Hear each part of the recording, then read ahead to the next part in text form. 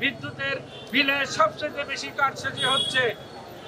এখানে metre charge, demand charge, অতিরিক্ত charge, তার মধ্যে যোগ হয়েছে ভুতুরে চার্জ।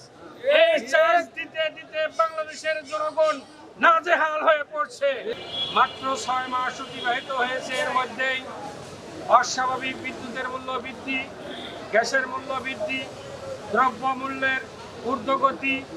যদি জনদুর্ভোগ না কমান তাহলে জনগণ আপনাদের উপযুক্ত শিক্ষা দিবে ইনশাআল্লাহ।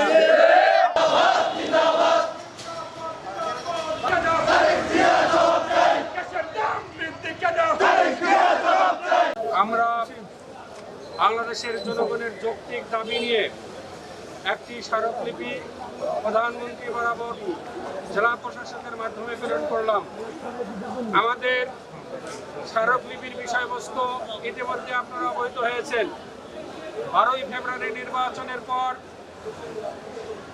মাত্র 6 মাস অতিবাহিত হয়েছে, এর মধ্যেই অস্বাভাবিক বিদ্যুতের মূল্য বৃদ্ধি, গ্যাসের মূল্য বৃদ্ধি, দ্রব্য মূল্যের ঊর্ধ্বগতি এবং মানুষের নিত্য প্রয়োজনীয় সামগ্রীর মূল্য বৃদ্ধিতে জনজীবন অতিষ্ঠ হয়ে পড়েছে।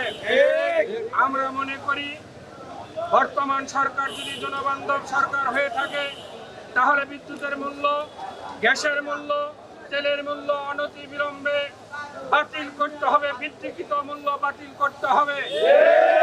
বাতিল যদি না করা হয় তাহলে যে দুর্ভোগ বাংলাদেশের জনগণের উপরে পড়বে তার দায়ভার এই সরকারকেই বহন করতে হবে। আপনারা জানেন বিদ্যুতের বিলে সবচেয়ে বেশি কারসাজি হচ্ছে। এখানে মিটার চার্জ, ডিমান্ড চার্জ, অতিরিক্ত চার্জ, তার মধ্যে যোগ হয়েছে ভুতুরে চার্জ। এই চার্জ দিতে দিতে বাংলাদেশের জনগণ নাজেহাল হয়ে পড়ছে। 6 মাস আগেও 1000 টাকার বিদ্যুৎ দিয়ে যে পরিবারটা চলতো, এখন সেই পরিবারকে 2 থেকে 2500 টাকা বিদ্যুৎ বিল পরিশোধ করতে হচ্ছে। এখানে দুর্নীতি হচ্ছে অনতিবিলম্বে। এই দুর্নীতি রোধ করার জন্য প্রয়োজনে তদন্ত কমিটি গঠন করে যারা এই দুর্নীতির সাথে জড়িত তাদের শাস্তির আওতায় নিয়ে আসতে হবে।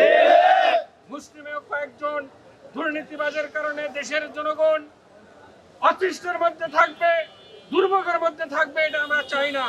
তাই বাংলাদেশ জামাত ইসলামী সহ 11 দলীয় জোট দেশব্যাপী কর্মসূচি ঘোষণা করেছে। আমরা এর বিরুদ্ধে প্রতিবাদ জানাই, নিন্দা জানাই এবং প্রধানমন্ত্রীকে স্মারকলিপি দিয়েছি যাতে প্রধানমন্ত্রী এগুলো বিবেচনা করে অনতিবিলম্বে ব্যবস্থা গ্রহণ করে জনদুর্ভোগ কমান। যদি জনদুর্ভোগ না কমান তাহলে জনগণ আপনাদের উপযুক্ত শিক্ষা দিবে ইনশাআল্লাহ।